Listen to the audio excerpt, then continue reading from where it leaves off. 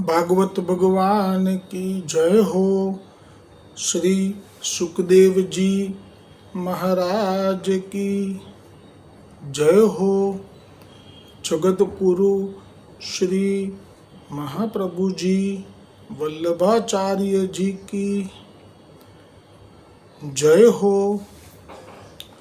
सदगुरुदेव की जय हो।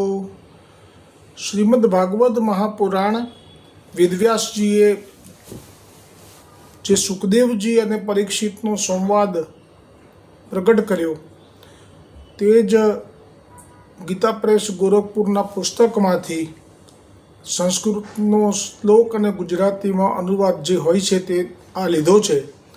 તેનો પાઠ કરવો નિષ્કામ ભાવે તેવો જે ભાવ છે તેમાં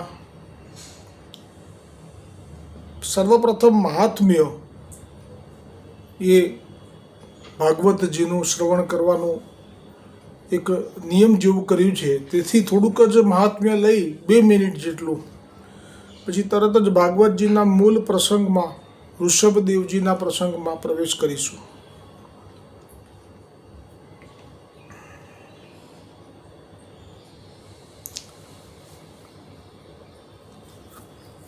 ગઈકાલે જે ભાગવતજીનું મહાત્મ્યમાં એવું આવ્યું હતું કે કલિયુગમાં ભાગવતની કથા એ ભવરોગનું રામબાણ ઔષધ છે.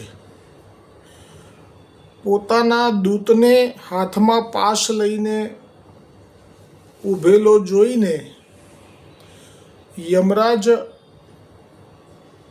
તેમના એટલે કે યમદૂતના કાનમાં કહે છે કે મારી વાત સાવધાન થઈને સાંભળો. જેવો ભાગવત કથા વાર્તામાં મત બની રહ્યા છે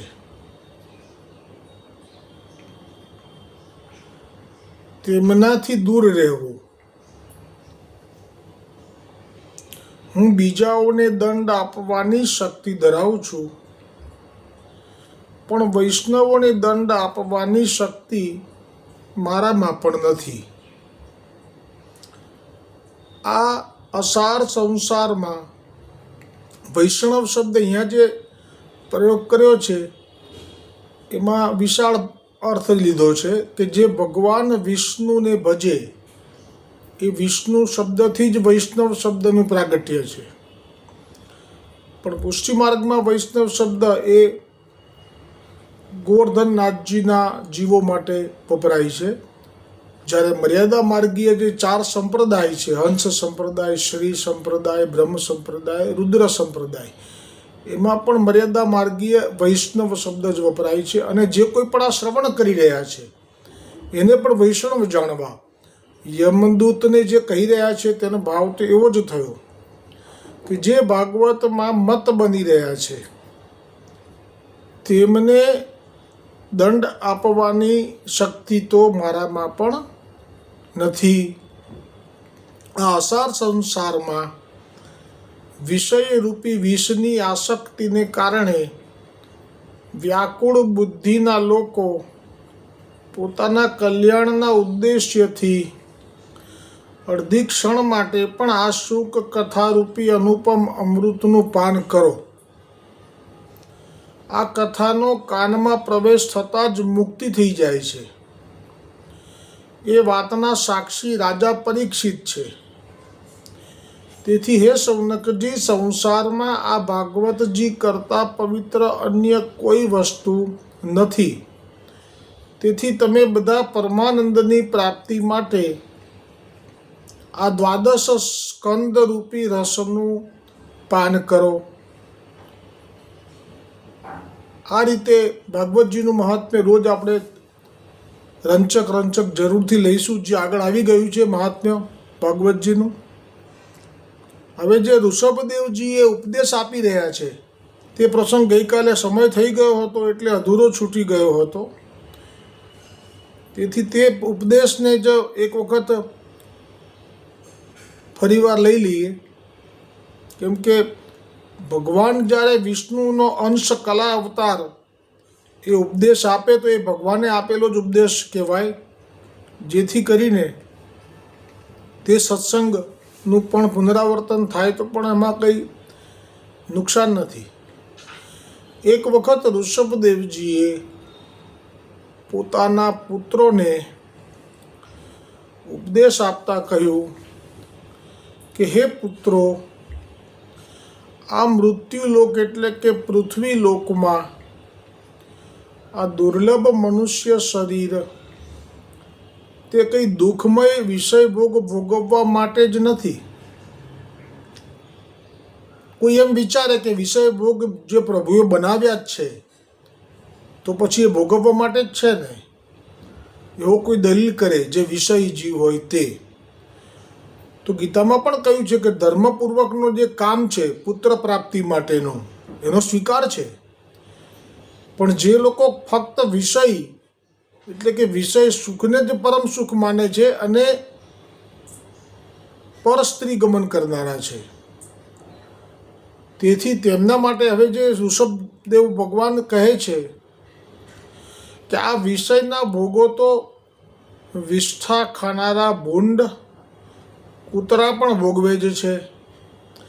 આ શરીરથી પ્રભુની સેવા અને સ્મરણ તથા તેમની લીલા કથાનું શ્રવણ કરવું જ જોઈએ, તથા ભગવદીયો મહાપુરુષોની સેવા કરવાથી મુક્તિનું દ્વાર ખુલી જાય છે.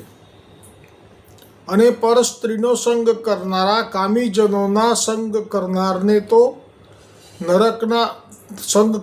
નરકના દ્વારે જ પહોંચી જાય છે. મહાપુરુષના લક્ષણો જેવા કે સમતાયુક્ત ચિત્તવાળા, પરમ શાંત, ક્રોધરહિત, સૌના હિતચિંતક અને સદાચારી હોય છે, અથવા જેઓ કેવલ પ્રભુને જ પોતાનું સર્વસ્વ માનનારા હોય છે. આવા ભક્તોને વિષયોની જ ચર્ચા કરનારાઓમાં તથા પત્ની પુત્ર ધન વગેરે સામગ્રીથી ભરપૂર ઘરોમાં અરુચિ હોય છે.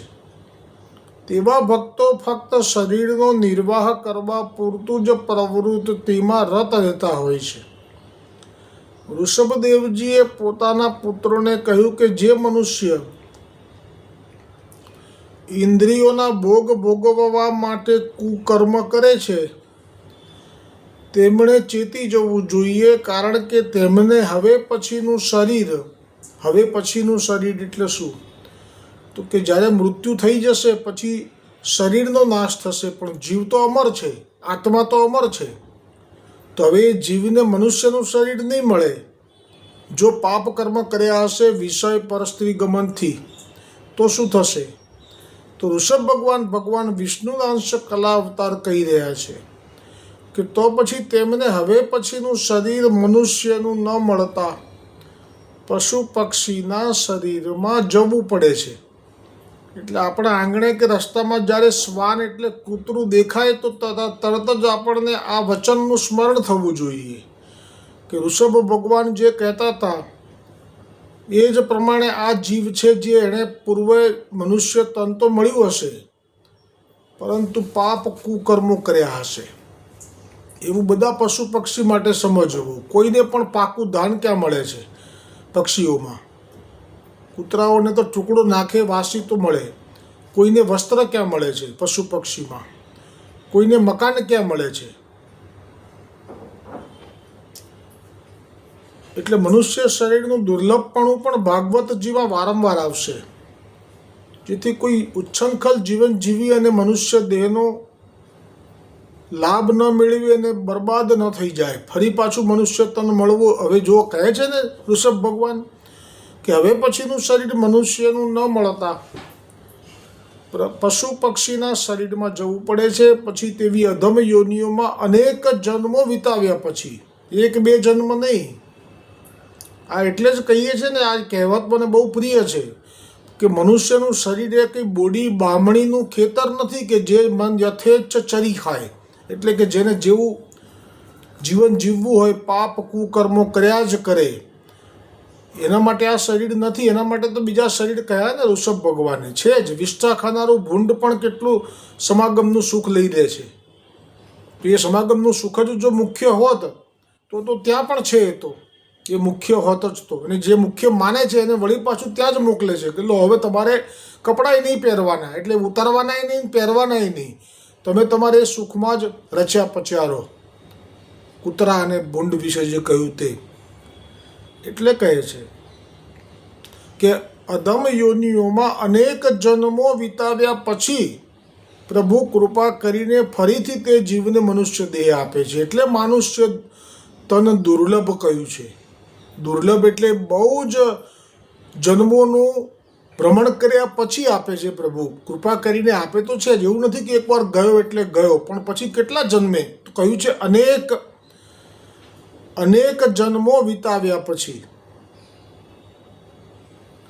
ફરીથી તે જીવને મનુષ્ય દેહ આપે છે. આ જ વાત કપિલ ભગવાને કરી હતી દેવહૂતિજીને. છતાંય સંસારમાં દુઃખો જેવા કે જન્મ એટલે કે ગર્ભવાસ, મળમૂત્રમાં જે જન્મ થાય છે તે, મૃત્યુ એટલે કે જ્યારે ફરીને મૃત્યુ આવે, ઘરના બધા આગા પાછા થઈ જાય, કે ક્યારે જાય ખોખું ઘર થાય ચોખ્ખું, ડેલીએ તો ખાટલો ઢળશે, અરે ક્યારે આવું સાલ ટળશે, એમ કરીને જે દોડ છે, સગા સંબંધી સૌ રડશે, બસ આટલું જ છે. પછી તો કોણ કોને યાદ કરે છે? પણ દુઃખ આપણે ભોગવવાનું છે. કયું? જન્મ એટલે ગર્ભવાસનું, મૃત્યુનું, જરા એટલે ગળપણનું, અને વ્યાધિ એ જોઈને પણ પરમધામ પ્રાપ્ત કરવાની ઈચ્છા જાગતી નથી, ઋષભ ભગવાન કહે છે. તેથી જ્યાં સુધી આ સર્વ દુઃખોથી મુક્તિ આપનારા પ્રભુ શ્રી હરિમાં પ્રીતિ થતી નથી ત્યાં સુધી તેનું જન્મ મરણનું ચક્કર ચાલ્યા જ કરે છે. એટલે આ જે કહે છે ને શંકરાચાર્યજી જગદગુરુ, પુનરપી જનનમ પુનરપી મરણમ પુનરપી જનની જઠરે શયનમ. જનની જઠરે એટલે જનની એટલે માં, જઠર એટલે ગર્ભ. વળી પુરાય છે, વળી પાછો બહાર આવે છે, પણ પછી ભૂલી જાય છે. આ સત્સંગ ભાગવતજી આ જ કૃપા કરે છે કે જીવને મનુષ્ય દેહનું મહાત્મ્ય અને શું મેળવી લેવું જોઈએ સર્વપ્રથમ તેવી દ્રષ્ટિનું દાન કરી રહ્યા છે ભાગવતજી. અને વિષય ભોગવવાની આશામાં અનેક ક્લેશો ઉઠાવતો રહે છે. એટલે કે આમાંથી આ મળ્યા પછી મને આ સુખ મળશે ને એ વધારે સારું હશે. એક વખત જો આ મળી જાય ને મને, પછી હું બહુ જ સુખી થઈ જઈશ, પછી મારે કંઈ નથી જોઈતું. પણ ખરેખર એ મેળવવા માટે જે એણે કરવું પડે, વિષય ભોગવવાની આશામાં અનેક ક્લેશો ઉઠાવતો રહે છે. પરંતુ પ્રભુના શરણે આવતા, પ્રભુનું નામ સ્મરણ, સેવા અને કથા શ્રવણથી તે સંસાર સાગરને તરી જઈને પરમ પદને પ્રાપ્ત કરી લે છે. તેથી જ 84 લાખ શરીરોમાંથી દુર્લભ મનુષ્ય શરીર મળ્યા પછી તે જીવે પ્રભુની કથાઓનું દરરોજ શ્રવણ કરવું. તો કરજો દરરોજ. ભક્તોનો સંગ કરવો, પ્રભુના ગુણોનું કીર્તન કરવું, વેરભાવનો ત્યાગ કરવો, લૌકિક લોકોથી દૂર રહેવું છે ને, લૌકિક લોકોથી દૂર રહેવું, સત્પુરુષોના વચનમાં દ્રઢ વિશ્વાસ રાખવો. આ સુખદેવજીના વચન છે, શિવજીના છે, એમના ઉપર દ્રઢ વિશ્વાસ રાખવો. એટલે તો સુખદેવજીએ કોઈ ચિહ્નો પણ ધારણ નહોતા કર્યા. જેમ કે આપણા 4 સંપ્રદાય છે, એના 4 સંપ્રદાયના ચિહ્નો છે અલગ અલગ, એમના મંત્રો અલગ અલગ છે. પણ કલિયુગના જીવોને માટે ભગવાન શિવજીનું આ પ્રાગટ્ય છે, એટલે અંશ અવતાર તરીકે સુખદેવજીનું. એટલે આપણે ચિહ્નો કેમ ના ધર્યા કે કોઈ પણ જીવને એમ થાય કે ના અમારે ભવપાર થવું છે, તો એને બંધન ના રહે કે આ સંપ્રદાય છે, એના નિયમો છે. એવું ખુલ્લું મેદાન આપી દીધું સુખદેવજીએ કે કરજો મનડામાં વિચાર, જીવન જીવવા જેવું છે, થાતી અનેક જીતને હાર, જીવન જીવવા જેવું છે, મળ્યું મનુષ્ય કેરું તન, કરવું હરિતણું ભજન, એ છે સાચો જીવન સાર, જીવન જીવવા જેવું છે. ભાગવત કૃપાની વૃષ્ટિ થાશે, ભગવદ નામ બીજ વવાશે, ખેતર ખેડેલું તૈયાર, જીવન જીવવા જેવું છે. ખુલ્લું ભક્તિનું મેદાન, ઝૂકી થઈ જાઓ ગુલતાન, રાખો હરિશરણ આધાર, જીવન જીવવા જેવું છે. આજે વાવ્યું આગળ લડજો, પ્રભુ કૃપાના ગાડા ભરજો, આ તો અખૂટ છે ભંડાર, જીવન જીવવા જેવું છે. આ ભાગવતજીનો આ મિરેકલ તમને અનુભવ થશે જ. આ કે હું નથી વચ્ચે નિમિત્ત છું વાંચવા માત્ર માટે, પણ આ સુખદેવજીના વચનોનો જે મિરેકલ ચમત્કાર છે કે સપ્રેશનથી જીવ ભરાઈ જશે, એને નિરાશા જતી રહેશે, એના જે આવેલા આધિવ્યાધિ ઉપાધિના જે ઉપદ્રવો છે એ પણ શાંત થઈ જશે, માયાની થપાટો પણ શમી જશે. એટલે કહે છે હવે જો આગળ કહે છે ઋષભદેવજી આપના પુત્રોને કહી રહ્યા છે કે તેથી અધમ યોનિઓમાં અનેક જન્મો વિતાવ્યા પછી પ્રભુ કૃપા કરીને તે જીવને મનુષ્ય દેહ આપે છે. છતાંય સંસારમાં દુઃખો, જેમાં ગર્ભવાસ, મૃત્યુ, ગળપણ, ઈચ્છા જાગતી નથી. પણ જો પ્રભુની કથામાં મન લાગી જાય છે અને તો તે સંસારથી તરીને પરમ પદને પ્રાપ્ત કરી લે છે. આ તો શ્રવણ જ કરવાનું છે ખાલી, બાકી બધું તો પ્રભુની કૃપાથી થાય છે. અને તેથી જ આ 84 લાખ શરીરોમાંથી દુર્લભ મનુષ્ય શરીર મળ્યા પછી તે જીવે પ્રભુની કથાઓનું દરરોજ શ્રવણ કરવું, ભક્તોનો સંગ કરવો, પ્રભુના અસત્પુરુષોના વચનમાં દ્રઢ વિશ્વાસ રાખવો અને ભાગવત શાસ્ત્રોનું શ્રદ્ધાથી સેવન કરવું. ઋષભદેવજીએ કહ્યું, જેને પણ પ્રભુના ધામમાં આવવાની ઈચ્છા હોય તેમણે પોતાના સ્નેહીજનને મારો કહેલો ઉપદેશ કહેવો. આ ઋષભ ભગવાન, જે જૈન લોકો એમ કહે છે કે અમારા પ્રથમ તીર્થંકર છે, તો પછી ઋષભ ભગવાને તો એમ કહ્યું કે જે લોકો, એટલે કે જે સાંભળી રહ્યા છે તે અમારા પ્રજાજનો, જો અમારા ધામમાં આવવા ઈચ્છતા હોય કે એટલે કે ભગવાન વિષ્ણુના, તો મારો કહેલો ઉપદેશ તમારે તમારા પ્રિય સંબંધીને આ ભગવાનની ભક્તિનો ઉપદેશ જરૂર કહેવો જોઈએ. જે પોતાના પ્રિય સંબંધીને ભગવાનની ભક્તિનો ઉપદેશ આપતા નથી તેમને જન્મ મૃત્યુના ચક્કરમાંથી મુક્ત કરાવતા નથી. તે ગુરુ એ ગુરુ નથી, સ્વજન એ સ્વજન નથી, પિતા એ પિતા નથી, માતા એ માતા નથી અને પતિ એ પતિ નથી. શ્રી સુખદેવજી કહે છે, હે પરીક્ષિત, ઋષભદેવ કહે છે, પુત્ર, હું સાક્ષાત હરિનો અવતાર છું. આવું ખુલીને કહે છે. આપ પ્રમાણ છે આપની પાસે, આપના ચરણોમાં વજ્ર અંકુશનું ચિહ્ન, એટલે ખુલીને કહી દીધું આજે તો કે હું હરિનો અવતાર છું. તેથી હવે તમને કહીશ કે કોણ વધુ શ્રેષ્ઠ છે. કારણ કે માનવમાં કોણ વધારે શ્રેષ્ઠ, પશુમાં કોણ વધારે શ્રેષ્ઠ, એ બધું ભગવાન સિવાય બીજું કોઈ કહે તો કોઈ માને પણ નહીં. તો સાંભળો, બીજા જીવો કરતાં વૃક્ષો શ્રેષ્ઠ છે. તેમના વૃક્ષો કરતાં તો ચાલનારા જીવો વધારે શ્રેષ્ઠ કહેવાય છે. તે ચાલનારા જીવોમાં પણ જ્ઞાનયુક્ત જે પશુઓ છે તે શ્રેષ્ઠ છે. પશુઓ કરતાં તો કે છે મનુષ્ય શ્રેષ્ઠ છે. મનુષ્યો કરતાં દેવતાઓ શ્રેષ્ઠ છે. દેવતાઓ કરતાં ઇન્દ્ર શ્રેષ્ઠ છે. ઇન્દ્ર કરતાં બ્રહ્માજી શ્રેષ્ઠ છે. બ્રહ્માજી કરતાં શિવજી શ્રેષ્ઠ છે. અને શિવજી કરતાં હું સ્વયં પ્રભુ શ્રેષ્ઠ છું. મારા કરતાં વધારે પવિત્ર 8 ગુણોથી સંપન્ન બ્રાહ્મણો કે જેમણે વેદને ધારણ કરી રાખેલ છે, તે બ્રાહ્મણો કરતાં અધિક શ્રેષ્ઠ મારા અકિંચન ભક્તો છે. બ્રાહ્મણોનો પણ છેદ ઉડી ગયો જે અકિંચન ભક્તોની વાત આવી. બધા જ વેદોને ભલે જાણનારા હોય પણ અકિંચન ભક્ત છે. પછી એ ભાઈ ભલે જાણતો નથી કશું વેદ, પણ અકિંચન મને ભજે છે, મારું ભજન કરે છે, મારું સ્મરણ કરે છે, મારા જે જીવો છે એને દુઃખ નથી આપતો. ભગવાન વિષ્ણુના અંશ અવતાર, કલા અવતાર વૃષભ ભગવાન કહે છે કે એ વધારે શ્રેષ્ઠ છે. હું સ્વર્ગ મોક્ષ આપવાનું સામર્થ્ય ધરાવું છું, છતાં તે કિંચન ભક્તો મારી પાસે કશું ઈચ્છતા નથી, એવા નિસ્પૃહ હોય છે. હે પુત્રો, તમે સમસ્ત પ્રાણીઓમાં મારો વાસ છે એમ માનીને કોઈને દુભાવશો નહીં.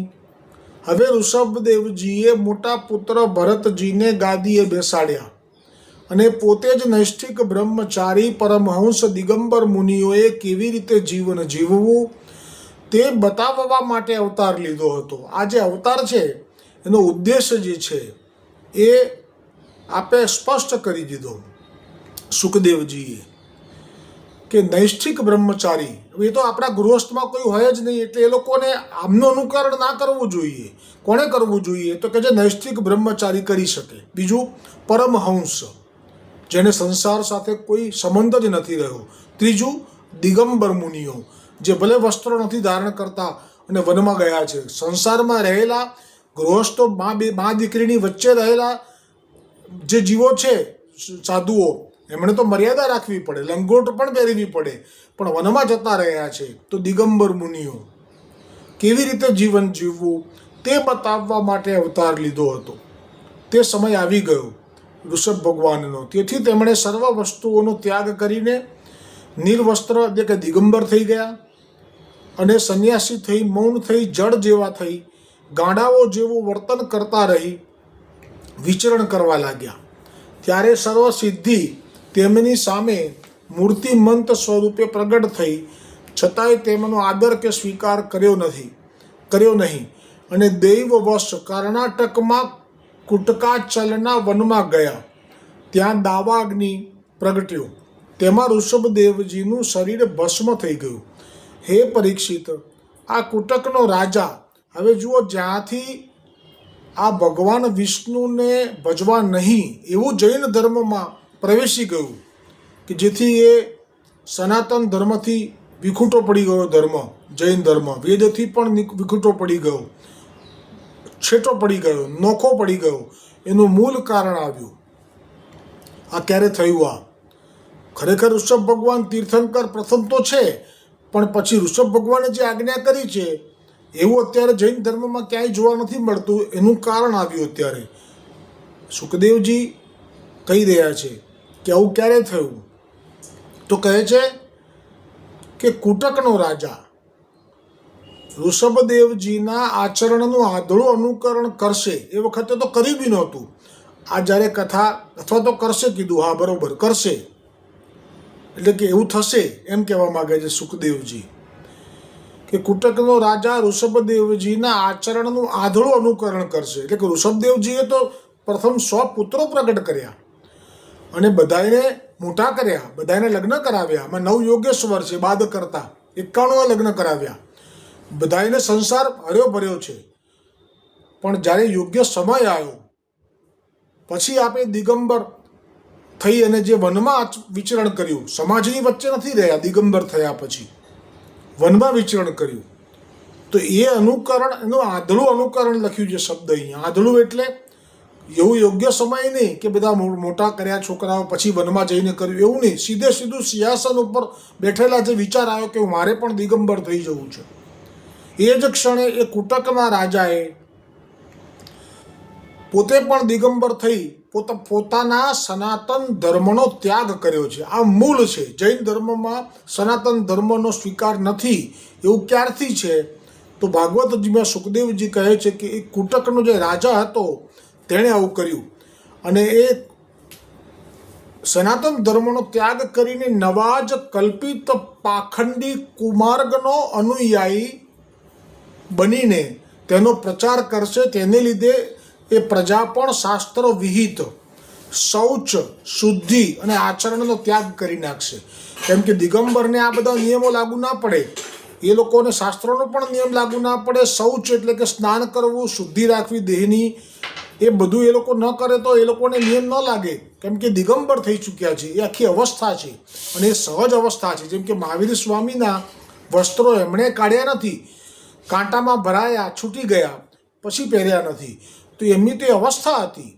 એ જે અવસ્થા છે એના વગર જો કોઈ એવું કરવા જાય તો અમારા સનાતન ધર્મમાં પણ આપણે સુખદેવજીએ કહ્યું, હમણાં બ્રહ્માજીએ જ કહ્યું કે જો તમને ખરેખર વૈરાગ્ય હૃદયમાં થયો નથી અને તમે વનમાં ત્યાગ કરીને ફરો છો તો પણ તમારો સંસાર સાગરથી મુક્તિનો છુટકારો થતો નથી. એ જ વાત અહીંયા પણ કહી દીધી. અને આ રીતે અનુકરણ કરશે. તેથી રાજા પણ પોતાના સનાતન ધર્મનો ત્યાગ કરીને નવા જ કલ્પિત પાખંડી કુમાર્ગનો અનુયાયી બનીને તેનો પ્રચાર કરશે. તેને લીધે પ્રજા પણ શાસ્ત્ર વિહિત શૌચ, શુદ્ધિ અને આચરણનો ત્યાગ કરી નાખશે. જેમ કે સ્નાન નહીં કરવું, અશુદ્ધ રહેવું, વાળ ચૂંટાવી લેવા, તેવો વેદના વિરોધી થશે. બ્રાહ્મણો તેમજ હરિની નિંદા કરનારા થશે. સુખદેવજી કહે છે, હે પરીક્ષિત, જે મનુષ્યો આ ચરિત્ર સાંભળે અથવા સંભળાવે છે, એટલે કે ઋષભ ભગવાનનો જે ઉપદેશ આપ્યો છે ને, આપણે એની વાત થઈ રહી છે. આ બધામાં આપણે કંઈ લેવા દેવા નથી. તો ઋષભ ભગવાને જે ઉપદેશ આપ્યો છે એ ચરિત્ર જે કોઈ પણ સાંભળે અથવા સંભળાવે છે તેમની પ્રભુ શ્રી હરિમાં અનન્ય ભક્તિ થઈ જાય છે. શ્રી સુખદેવજી કહે છે, હે પરીક્ષિત, ભગવાન શ્રી કૃષ્ણ તેમને ભજનારાને મુક્તિ તો સહજ આપી દે છે, પરંતુ મુક્તિ કરતાં પણ ભક્તિ શ્રેષ્ઠ છે તે સહેલાઈથી આપતા નથી. હવે પછી ભરતજીનું ચરિત્ર આવશે, જેનાથી આ દેશનું નામ ભારત પડ્યું. એ આવતીકાલે આવશે. જોયું, સુખદેવજી કહે છે કે ભક્તિ જલ્દી નથી આપતા, મુક્તિ જડ આપી દે છે. કેમ? ભક્તિ આપે તો પછી વશ થવું પડે ભક્તને, પછી ભક્ત કેવું કરવું પડે. તો પ્રભુને જો સાચી ભક્તિ ના હોય અને કોઈ કહે કે આમ કરો તો શ્રમ પડે. એટલા માટે આપો હું તો ખૂબ વિચારી, અહર્નિશ યાદી મારી. ભગવાન કહે છે જે એ જ આ દોડમાં છે ભાગવતજીનો શ્લોક કે આપો હું તો ખૂબ વિચારી, અહર્નિશ યાદી મારી. ક્ષણે ક્ષણે મારું સ્મરણ કરતા વીતશે તારો કાળ. બાન બોલીશ મસ્તીમાં ત્યારે રાખીશ હું સંભાળ. નજર તારી જ્યાં જ્યાં પડશે દેખીશ મારું રૂપ. ચારે બાજુએ આ સંસારે રહેશે મારી હૂંફ. પુષ્ટિ બનીને આ સંસારે આવજે મારે ધામ. અંતે તારે મુજ ધામમાં ઠરવા રહેશે ઠામ. આપું હું તો ખૂબ વિચારી, અહર્નિશ યાદી મારી. આજના સર્વોત્તમ સ્તોત્રમાં પણ આ જ વાત આવી છે કે ભક્તિમાં અધિકાર કોનો છે? તો કે જેમણે પૂર્વજન્મમાં કે પૂર્વજન્મો પહેલાં પ્રભુના ભક્તિનો અનુભવ કરી લીધો છે, પ્રભુની કૃપાનો અનુભવ કરી લીધો છે, એને જ આ તાપ ક્લેશ જે આનંદ તિરોહિત થયો છે એ ફરી પ્રાપ્ત થઈ શકે છે. પણ ભક્તિ નથી એ લોકો તો વિરોધી જ રહેવાના. એ લોકો તો સમજી પણ નહીં શકે. એ લોકો તો એટલા માટે તો એ લોકોને દૂર રહેવાનું કહ્યું. એ લોકોથી દૂર. જ્ઞાની ને ભક્ત મારા, બંનેના પંથ ન્યારા. આ ન્યારા પંથો છે, એમાં પડવાનું નહીં. જ્ઞાનીનો બી પંથ છે, અહમ બ્રહ્માસ્મિ કરીને પહોંચી જાય છે, લીન થઈ જાય છે, એ પણ છે, પણ બે ન્યારા પંથ છે. એ વાત ઉપર ભાર છે. તો ભાગવતજીમાં હવે ભરત રાજાનું ચરિત્ર એ આવતીકાલે આવશે. બોલો ભાગવત ભગવાન કી જય હો. શ્રી સુખદેવજી મહારાજ કી જય હો. જગતગુરુ મહાપ્રભુજી વલ્લભાચાર્યજી કી જય હો. સદગુરુદેવ કી જય હો. અમારા બ્રહ્મસંબંધ દાતાર ગુરુ કડીગર બ્રજેશ કુમારજી મહારાજ શ્રી કી જય હો.